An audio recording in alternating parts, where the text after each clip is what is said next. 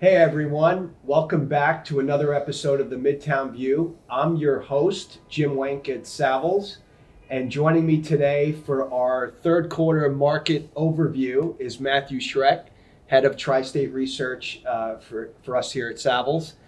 Matt, thank you again for being with us. Thank you, Jim. Yeah, another robust quarter in the books. You could say that for sure. Yep, the economy is humming.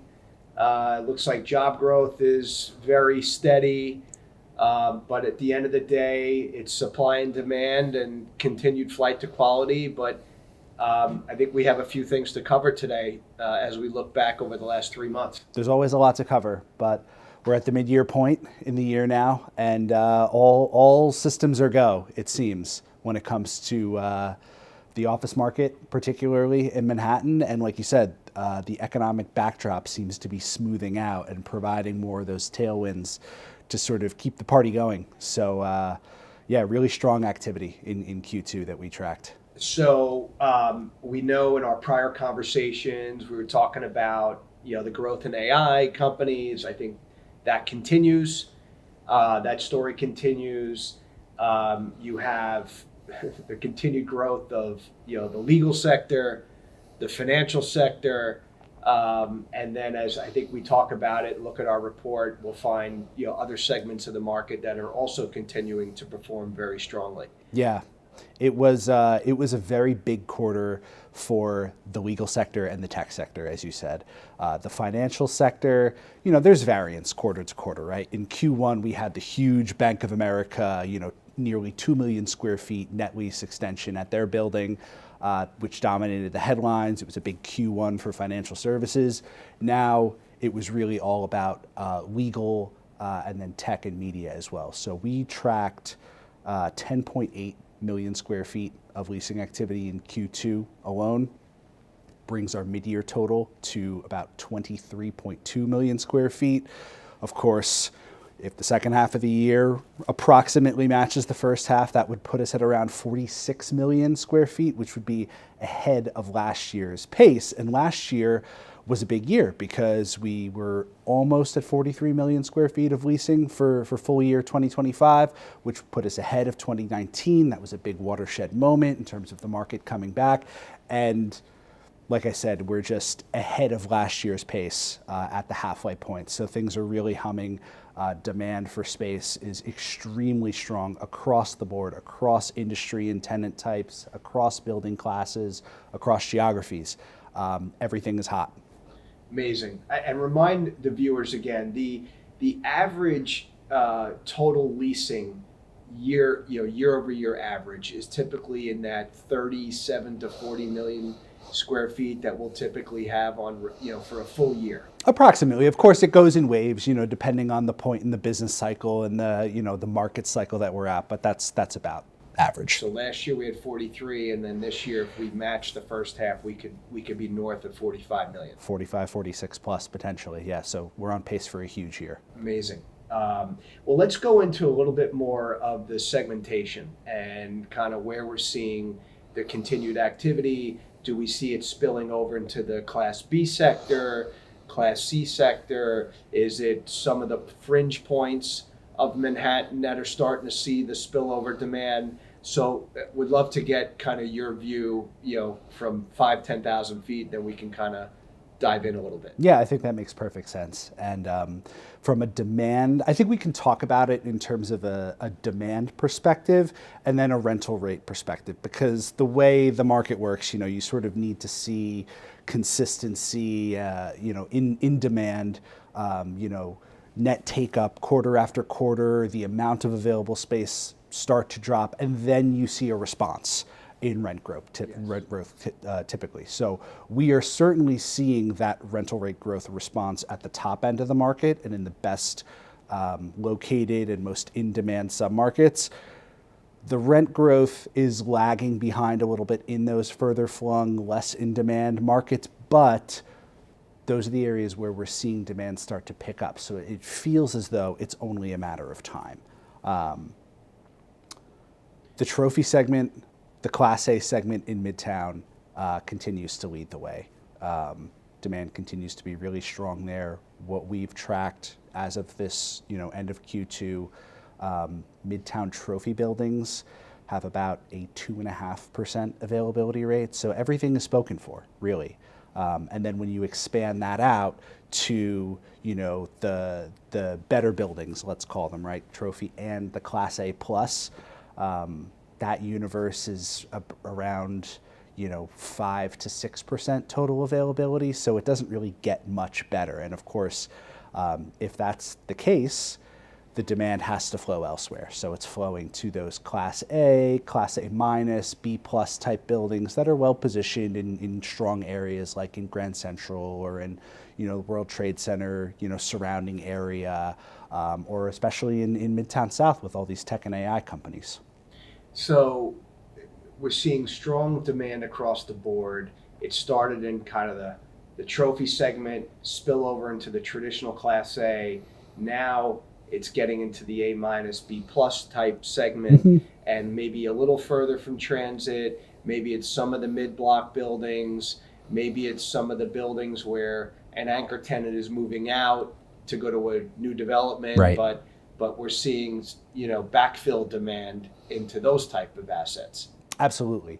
But what we haven't seen that much of yet is really strong, rapid rent growth in that B type segment. So from a tenant perspective, it seems that there is still maybe a small window, but a window of opportunity to secure favorable terms if you were looking in B buildings in areas like Midtown East, maybe along 3rd Avenue, or in the financial district, which has still yet to experience a meaningful recovery in rental rates. So there are areas where there's less demand side pressure and there are still potentially strong terms to secure, but those parts of the market are getting fewer and further between.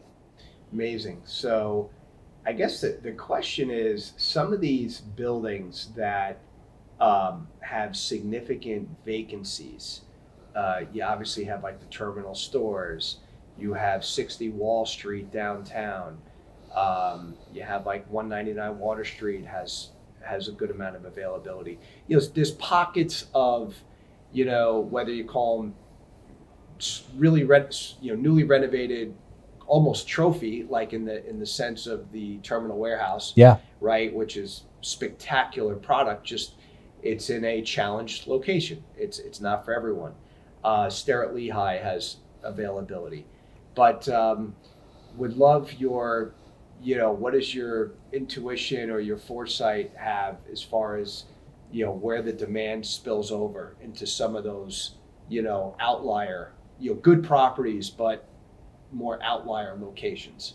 Yeah, those are really interesting because they're unique buildings. A lot of them have very large floor plates. They're oriented towards a specific type of user. So I think the combination of factors we need to see is just continued demand from those types of maybe tech or creative users who continue to take up space on a net basis in the market. And then the market sort of continues to consolidate. Like, for example, if someone takes space, we know that companies like Anthropic are out in the market and close to potentially securing space in Midtown South. We know that OpenAI is out in the market and could be taking down a certain amount of space. So if users like that continue to absorb space and the universe shrinks, you'll have more people, more users be a little bit more flexible in their considerations, perhaps, right? And think, okay, well, maybe I can make the location and the design configuration and the floor plates at a Starrett Lehigh, a terminal warehouse, even a Morgan North with its massive floor plates. Yes. Maybe I can make this work for me somehow. So I feel like that's what we need. We forget to realize that the Googles and the Metas of the world, 10, 15 years ago, they were in the similar stage where, except I don't think they were growing this fast, this quick.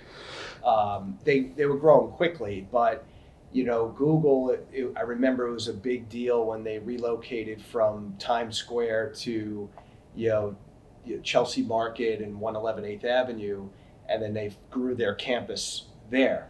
So these companies, Anthropic and OpenAI and some others, are still in their infancy. And then you have other businesses that are evolving, through AI, whether it's Microsoft or Datadog Right. or, the other big names in tech that are, they continue to expand rapidly as well. So I think we're going to start to see some of these really big users spill over into some of these other more tertiary locations.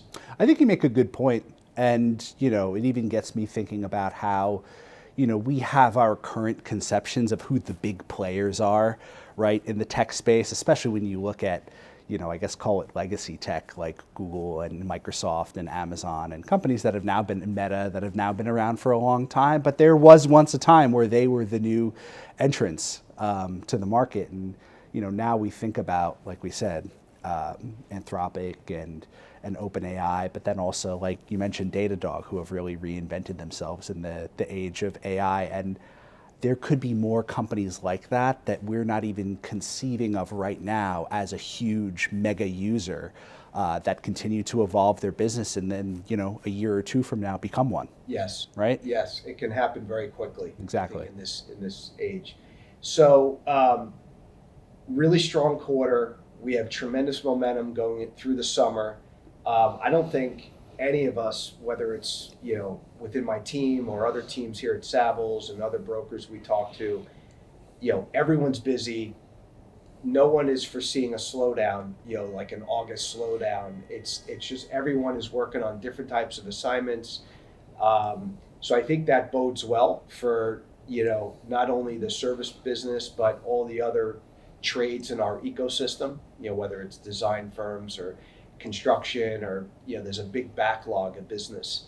But I again, outside of tech, legal, finance, I think what also makes our market a bit unique is we do have healthcare, nonprofit, education, and we've also seen growth within those sectors as well. We have.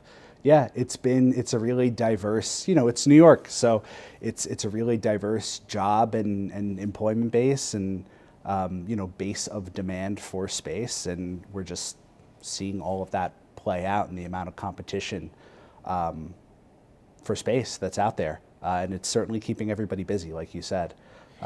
What's interesting is, although it doesn't get the same headlines as 2017, 18, 19, but certainly we're seeing good growth in the co-working event space.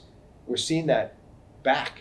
I mean, hospitality, whether it's Convene or Industrious or WeWork, or I just heard of a deal that just closed. It'll probably get reported maybe in the third quarter, but Glass Houses or something, a 3 World Trade in the base, and it's sort of an event space. So like it all goes back to whether it's in-person work, in-person meetings, events. I think it bodes super well, for our economy. It does. It's something we've seen I feel like it's been incremental in recent years and recent quarters where you see, obviously WeWork has emerged post-bankruptcy, consolidated. They've been very strategic about things like their enterprise agreements where they've been taking space in conjunction with, large corporate users like Amazon and others. We've seen, Convene and Industrious both strategically continue to sort of expand their presence and grow strategically. And your point about the hospitality component is really interesting because I feel like we always hear about buildings in order to maintain competitiveness in this kind of environment. Maybe they don't need to do quite as much as they did, 4 or 5 years ago coming out of the pandemic, but still, the rise in, high-end amenity spaces and just ways to sort of quote unquote activate the building, right? Yes. And these hospitality components are one of them. It's interesting. I was at a panel, I think 2 weeks ago, with all AI founders and executives, in the startup to mid-stage type space, talking about variety of factors affecting them and their real estate decision making and how they're growing their business and things like that. And one of the questions posed to the panel was, how do you conceive of the office and how, essential is it to you and how does it factor into your your planning, your corporate planning?